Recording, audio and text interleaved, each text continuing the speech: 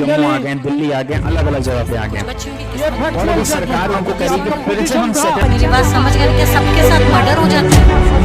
क्या सारी बहुएं जला के मार दी जाती? हेलो जुडिशरी एस्पिरेंट, मैं विजेंद्र सिंह परमार पाहुजन लॉ अकेडमी के यूट्यूब प्लेटफॉर्म पर आपका एक बार फिर से बहुत बहुत स्वागत करता हूँ। आज हम डिस्कस करने जा रहे हैं how to crack Chhattisgarh civil जज एग्जाम। जी हाँ, जैसा कि आप सभी जानते हैं कि हाल ही में सर्वोच्च न्यायालय का एक जजमेंट आया है जिसमें यह मैंडेटरी कर दिया गया है कि यदि आप जज के तौर पर फॉर्म फिल करना चाहते हैं, आप जज बनना चाहते हैं, तो एडेंशियल रिक्वायरमेंट में ये अब चेंज कर दिया गया है कि आपको 3 साल की वकालत का अनुभव होना चाहिए, 3 साल की मैंडेटरी प्रैक्टिस का रूल कर दिया गया है। लेकिन इसमें अच्छी खबर यह है, एक अच्छी बात इसमें यह है कि इस जजमेंट में सुप्रीम कोर्ट ने साथ ही साथ यह भी कहा है कि जो ऑनगोइंग प्रोसेस है, जो प्रक्रिया ऑलरेडी चल रही है, जो वैकेंसी ऑलरेडी आउट है, उन पर यह रूल एप्लीकेबल नहीं होगा। तो कहने का मतलब यह है कि अभी जो वैकेंसी एस्पिरेंट के सामने है वो उनके लिए एक अच्छा, एक गोल्डन चांस कह सकते हैं, यहाँ सुनहरा मौका है। तो मैं सभी स्टूडेंट्स को यही कहूंगा कि जिन लोगों ने इन ऑनगोइंग वैकेंसी के फॉर्म फिल किए हुए हैं तो आप अपना 100% दीजिए और प्रयास आपका यही होना चाहिए कि हमें उन 3 साल की जरूरत ही ना पड़े, हम यहीं पर सिलेक्शन ले लेते हैं। जैसे कि वैकेंसी की अगर मैं बात करूं, छत्तीसगढ़ वैकेंसी, राजस्थान वैकेंसी, आपका गुजरात की वैकेंसी और आपका जम्मू एंड कश्मीर की वैकेंसी, ये वैकेंसी ऑलरेडी आउट है। अभी हाल ही में यूके उत्तराखंड की वैकेंसी भी आ गई है। तो ये 4 से 5 स्टेट अभी आपके सामने हैं जिसमें वही पुराने सारे रूल लागू होंगे, इसमें कोई भी नया रूल लागू नहीं होने वाला है। तो अभी आप जानते हैं कि उसी में क्रम में अगर देखें तो छत्तीसगढ़ की भी वैकेंसी ऑलरेडी आउट है, आई हुई है। नोटिफिकेशन आप जानते हैं, सभी ने फॉर्म फिल किया होगा। 25 दिसंबर 2024 को नोटिफिकेशन आ चुका था। आपको पता है इसकी डेट भी मेंशन्ड थी, लेकिन डेट इसकी होल्ड कर दी गई थी बिकॉज ऑफ दिस जजमेंट। इस जजमेंट की वजह से सारे जुडिशरी ने अपनी डेट को होल्ड कर दिया था एग्जाम को। इसकी डेट लेकिन आपको पता है कि 2 दिन के अंदर, जी हाँ, जजमेंट आने के 2 दिन के अंदर ही गुजरात ने अपनी प्रीलिम्स की डेट दे दी है। तो बहुत जल्दी हम ये उम्मीद कर सकते हैं कि छत्तीसगढ़ की भी डेट आ जाएगी, राजस्थान की भी डेट आ जाएगी। तो सारे एग्जाम की डेट आने ही वाली है, तो आप लोग तैयारी करें। अब सवाल ये उठता है, सर तैयारी कैसे करें और कौन सी ऐसी स्ट्रेटजी फॉलो की जाए कि हमारा सिलेक्शन इसी वैकेंसी में हो जाए। तो सबसे पहले मैं आपको बता देता हूं कि किसी भी जुडिशरी का एग्जाम अगर आप देने जा रहे हैं, इनमें से किसी भी जुडिशरी का, तो आपको 3 स्टेप से गुजरना होगा। सबसे पहले आपको सिविल जज प्रारंभिक परीक्षा पास करनी होती है। ये एमसीक्यू टाइप होती है, मल्टीपल चॉइस क्वेश्चन होते हैं, यानी कि 4 और 1 सवाल होता है, 4 ऑप्शन होते हैं, उसमें से एक ऑप्शन आपको क्लिक करना रहता है यदि ऑनलाइन है तो। यदि ऑफलाइन है तो एक ऑप्शन में आपको ओएमआर सीट में गोला भरना रहता है। तो ये प्रक्रिया होती है। इसके बाद यदि आप क्वालिफाई कर जाते हैं तो उसके बाद हर स्टेट का अलग अलग क्राइटेरिया है। छत्तीसगढ़ में अगर बात करें तो 1:10 का रेशो है जो कि मेंस एग्जाम के लिए जाते हैं। फॉर एग्जाम्पल यदि 100 वैकेंसी हैं तो 1000 लोग होंगे जो कि मेन एग्जाम लिखेंगे छत्तीसगढ़ में।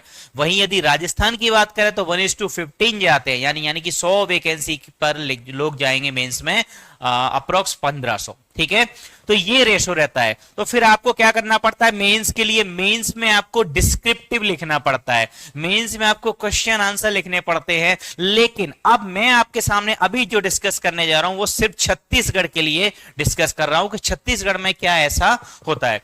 तो सबसे पहले हम सिलेबस देखेंगे। प्रीलिम्स, मेंस और इंटरव्यू, ये तीनों ही स्टेट में सेम स्टेज है। ठीक है, ये आपके जो सेंटर्स रहने वाले हैं, बिलासपुर, दुर्ग, भिलाई और रायपुर, ये प्रीलिम्स के रहेंगे, और बिलासपुर, रायपुर ये मेंस के रहेंगे। ठीक है, सिलेबस देखते हैं। यहां पर 2 घंटे का आपका पेपर होगा, 100 क्वेश्चंस होंगे और 100 नंबर, इसमें आपको 100 मार्क्स मिल जाएंगे।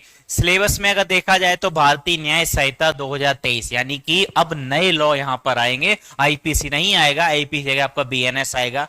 सीपीसी बीएनएसएस, आपका सीआरपीसी का बीएनएसएस आएगा।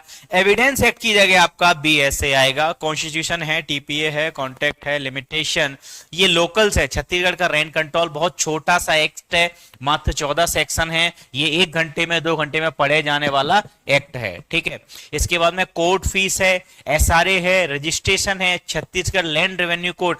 हाँ, ये वाला मैं कहूंगा ये एक्ट जरूर थोड़ा सा मेजर लगता है, बड़ा लगता है, करीब 250 के आसपास, 264 के आसपास इसमें सेक्शन देखने को मिलते हैं, लेकिन इसमें भी सिलेक्टेड पोर्शन है जो आप इंपॉर्टेंट मार्क करके, इंपॉर्टेंट पोर्शन प्रीलिम्स के पॉइंट ऑफ व्यू से पढ़ के इसको भी आप क्वालिफाई कर सकते हैं। एनआईए है, छत्तीसगढ़ है, छत्तीसगढ़ एक्साइज एक्ट है, और जो नई चीज है जो स्टूडेंट को परेशान करेगी वो ये है Chhattisgarh general knowledge of Chhattisgarh. जी हाँ, ये अलग क्यों है? क्योंकि अभी तक छत्तीसगढ़ के प्रीलिम्स में 100 नंबर का क्वेश्चन पेपर आता था, जिसमें कि सारे के सारे जो सब्जेक्ट होते थे, ऑलमोस्ट 15 सब्जेक्ट जो लॉ के अभी भी वही हैं, यही 15 सब्जेक्ट होते थे और इन्हीं में से पूरा पेपर आता था। जीके, जीएस, हिंदी, इंग्लिश ऐसा कुछ भी नहीं था। तो अब यहां पर उन्होंने ऐड कर दिया है 16वें नंबर पर जनरल नॉलेज ऑफ छत्तीसगढ़।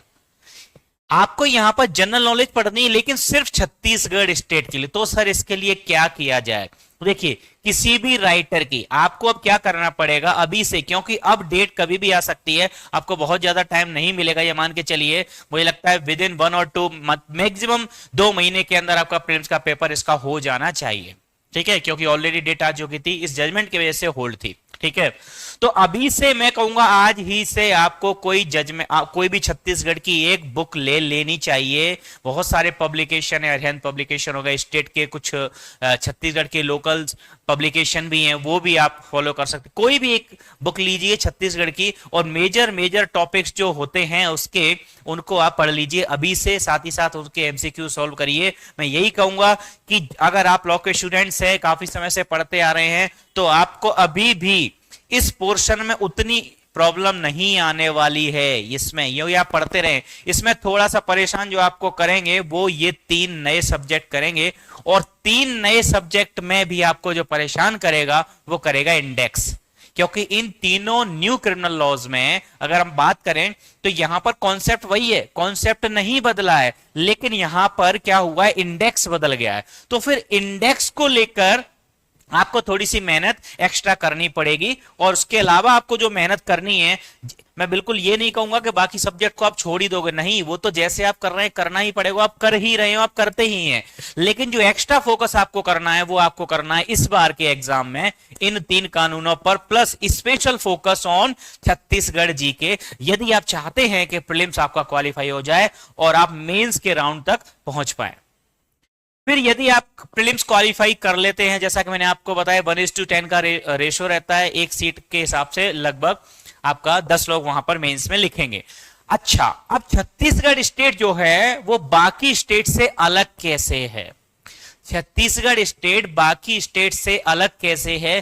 क्यों यहां पर आप मेंस निकाल सकते हैं इजीली? क्योंकि देखिए, स्टूडेंट्स का होता है ये, कई बार प्रीलिम्स में कॉन्सेप्ट तो अच्छे होते हैं, ठीक है, ऑब्जेक्टिव टाइम में लगा देते हैं, लेकिन लिखने में इश्यू आता है।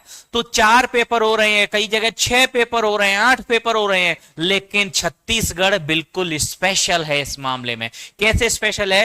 प्रीलिम्स में भी 1 पेपर हो रहा है और मेंस में भी सिर्फ 1 ही पेपर होगा। जी हाँ, मेंस, सही सुना आपने, मेंस में सिर्फ 1 पेपर होगा, जिसके नंबर होंगे, जिसके मार्क्स होंगे 100, जिसकी टाइमिंग होगी 3 आवर, 3 घंटे की टाइमिंग होगी। और आएगा क्या इसमें आएगा आपका framing of issues and writing of judgement in civil cases, 40 marks, यानी कि सिविल का एक judgement. Framing of charges and writing of judgement in criminal cases, 40 number का एक आएगा, 40 मार्क्स का एक आएगा क्रिमिनल का जजमेंट, और 10 नंबर के 10 मार्क्स के आपके ट्रांसलेशन होंगे, जो कि इंग्लिश टू हिंदी और Hindi to English.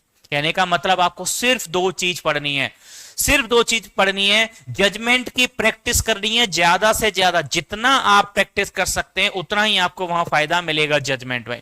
Issue framing, charge framing, judgement writing, ये 40 100 में से 80 नंबर का सिर्फ ये पोर्शन है। उसके अलावा आपके पास ये ट्रांसलेशन है, ये भी अगर आप थोड़ा सा इसमें अच्छा कर लेते हैं तो आपका मेंस निकलने से कोई नहीं रोक सकता। और यही कारण है कि छत्तीसगढ़ बाकी स्टेट से अलग हो जाता है जुडिशरी के पॉइंट ऑफ व्यू से। उसके अलावा अगर हम देखेंगे तो इंटरव्यू में तो सिस्टम वही है, इंटरव्यू में आपका रहता है, आपका इंटरव्यू में साक्षात्कार जैसे हम बोलते हैं, इसमें कितने कैंडिडेट जाएंगे, तो इसमें जो वैकेंसी है उसका 1:3 का रेशो जाता है। ये कॉमन है हर स्टेट का। फॉर एग्जांपल 100 वैकेंसी तो 300 लोग इंटरव्यू जाएंगे, फाइनली जो सिलेक्शन होगा वो 1:3 यानी कि जितनी वैकेंसी है उतना होगा, लेकिन जाएंगे। लेकिन इसमें एक शर्त इसमें भी है, द मैक्सिमम मार्क्स फॉर बायवॉक वुड बी 15। इंटरव्यू के लिए मैक्सिमम मार्क्स कितने होने चाहिए? मैक्सिमम होंगे 15 नंबर होगा। मैक्सिमम जो मार्क्स हैं 15 नंबर होंगे, ठीक है। 15 नंबर का इंटरव्यू होगा, हम ये कह सकते हैं, यानी कि आपको मेरिट जो बनेगी 115 नंबर में से मिलेगी। 100 मेंस प्लस 15 इंटरव्यू, 115 में से आपकी मेरिट बनेगी। प्रीलिम्स के नंबर कभी भी मेंस और इंटरव्यू में नहीं जोड़े जाते हैं, वो सिर्फ एक क्वालिफाइंग एग्जाम है। तो स्टूडेंट्स मैं यही कहूंगा कि ये समय हताश होने का, निराश होने का नहीं है। कुछ स्टूडेंट्स का कहना है कि सर हम तैयारी करने आए थे, हम तो घर वापस जा रहे हैं। नहीं, अगर इस पॉइंट पे यदि आप वीक पड़ गए, कमजोर पड़ गए, तो हो सकता है उसका खामियाजा आपको जिंदगी भर भुगतना पड़े। जी हाँ, तो अभी आपके सामने जो अपॉर्चुनिटी है उसमें अपनी जी जान लगाइए, मेहनत करिए और इस अपॉर्चुनिटी को हाथ से जाने मत दीजिए, ग्रैब करिए। और छत्तीसगढ़ से रिलेटेड जो मैंने ये वीडियो बनाया, इससे रिलेटेड कोई भी डाउट आपको, प्रीलिम्स, मेंस, इंटरव्यू, जजमेंट, किसी भी प्रकार का कोई भी डाउट, कोई भी हेल्प यदि आप लेना चाहते हैं तो इसी वीडियो के नीचे कमेंट करके आप अपनी समस्या पूछ सकते हैं।